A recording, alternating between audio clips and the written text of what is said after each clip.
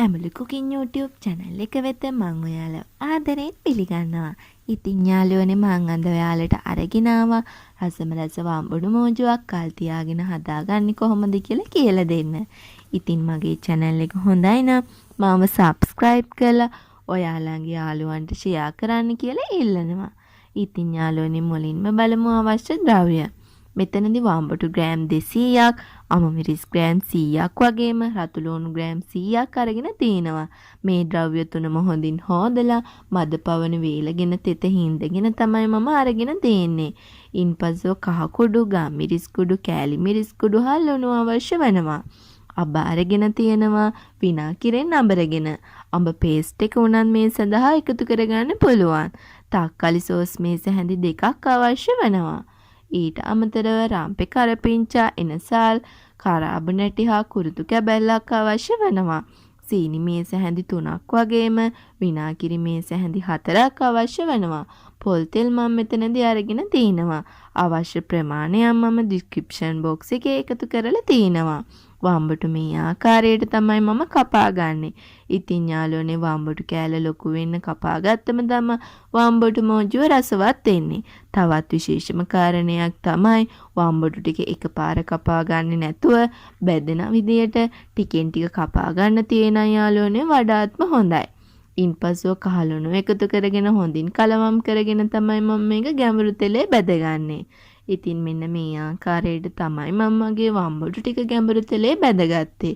වම්බුටු ටික ටික එකතු කරගනිමින් හොඳින් කලවම් කරමින් මේ වම්බුටු ටික බැද ගන්නවා. වම්බුටු ටික රන්වන් පාට වෙනතුරු බැද ගන්න ඕනි. ඉතින් මෙන්න මේ ආකාරයට තමයි අඩු ගින්දරේ මම මගේ වම්බුටු ටික බැදගත්තේ. වම්බුටු ටික හොඳින් රන්වන් පාට වෙන විට තෙල් පෙරෙන භාජනයකට එහෙමත් නැත්නම් ටිෂු කඩදාසියකට මේ වම්බුටු ටික මම අයින් කර ගන්නවා. ඉතින් ඉන්පසුව මම මගේ ලුණු ටික, අමමිරිස් ටිකත් මේ ආකාරයෙන්ම තෙලේ සාමාන්‍යයෙන් තැම්බෙන විදියට තමයි මම බැදගන්නේ. මේක ගොඩක්ම බැදගන්නේ නැහැ මේ යාළුවනේ මේ ලුණුයි අමමිරිස් ටිකයි. ඉතින් දැන් අවසානයේදී මම වතුර නැති භාජනයක් ලිපේ තියාගෙන තෙල් මේස හැඳි 2ක් එකතු කරගෙන ඒ සඳහා මගේ රම්පේ කරපිංචා, එනසල් ඇට 2, කරාබු නැටි ටික එකතු කරගෙන තෙලේ සාමාන්‍යයෙන් ටෙම්පරාදු කර ගන්නවා. ඒ ටික ටෙම්පරාදු වෙන විට මගේ කෑලි මිරිස් ටික එකතු කර ගන්නවා. ඉතින් ඔයාලට ගොඩක් සැරට ඕන නම් කෑලි මිරිස් වැඩියෙන් එකතු කර ගන්නත් පුළුවන්. ඉන්පසුව ගම්මිරිස් සහ කහකුඩු ටික එකතු කරගෙන මේ මිශ්‍රණය හොඳින් කලවම් කරගන්න ඕනි. ඉතින් මේක අපි කරගන්නේ අඩු ගින්දරේ. ගොඩක් ගින්දර දාලා මේක කරගන්නේ නැහැ. මේක කලවම් කරන අතරතුරම මම මගේ අබ ටික එකතු කර ගන්නවා. මේ අපි හදාගත්ත අබ පේස්ට් එකත් එකතු කරගෙන මේ හොඳින් කලවම් කරගෙන තමයි මම මේ සඳහා විනාගිරි එකතු කරගන්නේ.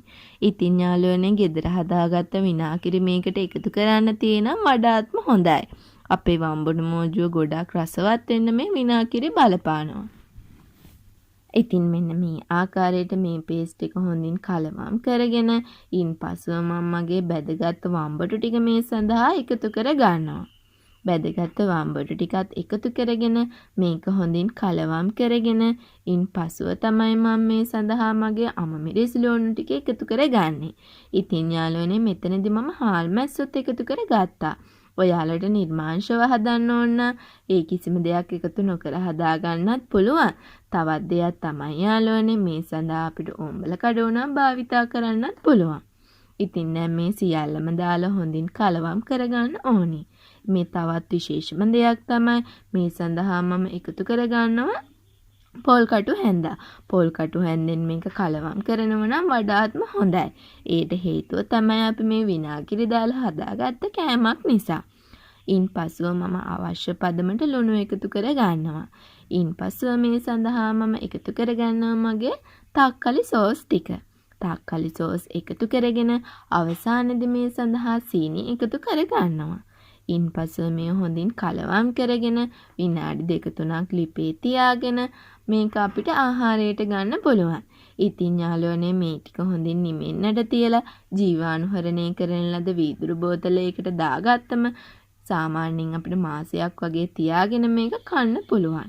ඉතින් ඔයාලත් මේ වගේ රසවත් වම්පොටු මෝජුවක් හදාගෙන රස මට කියන්න. ඉතින් යාළුවනේ මේ වගේම තවත් රසවත් වීඩියෝ එකකින් ඔයාලව හමු වෙන්න එන්නම්.